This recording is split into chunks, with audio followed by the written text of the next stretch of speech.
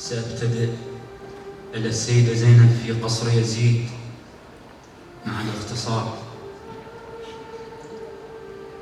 السيدة زينب تخاطب يزيد وهي تقول: السبع ترمى، السبع ترمى لأن مو خاص بل عام ما يوجيه بالميوم. السبع ترمى لأن مو خاص بل عام ما يوجيه بالميوم. بلعام قصرك وجه أزرق صار بلعم بعد نباب غص القصر بيه.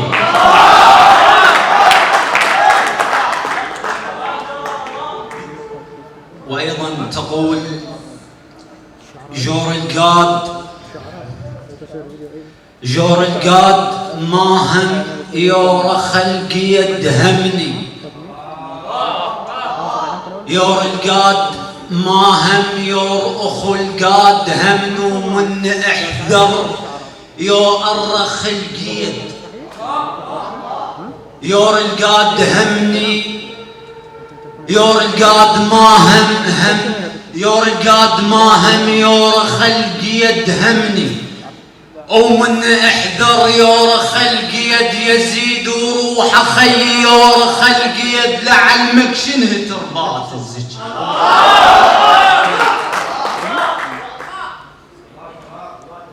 او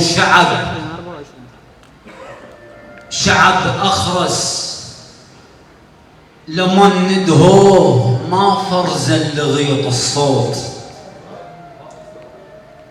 او صار لينقتل كذاب يحكي وشاهد التابوت.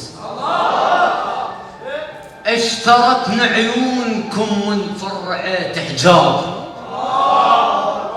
وانا البيه ستر خيمه رغم ما كان بس شيل الرواق وفوت. او لا تصيح الحيدر باسمه بحسين متواضع على صيحوله بتراب. رديت الشمس بس عمرك كبير علش رديت قل من كنت شاب. او يعجبنا على شايل ملوح الطين بس اهل الصرايف على معاشرها. صاعد مهرته ومسكين جو حاجاه عرقت قصته وظلت حوافرها. شيبه مشيجيته تقوم حطن براس اكوادم كذب قصه ضفايرها.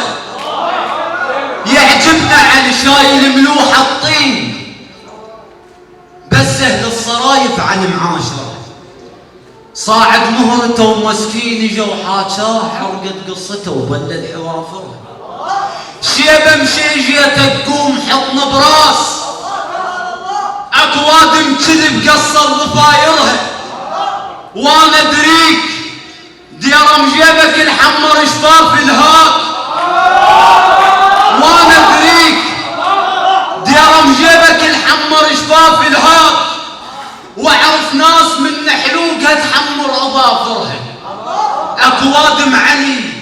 اكوادم علي تتباهل من العوز من طقها القحط لا تخواصرها.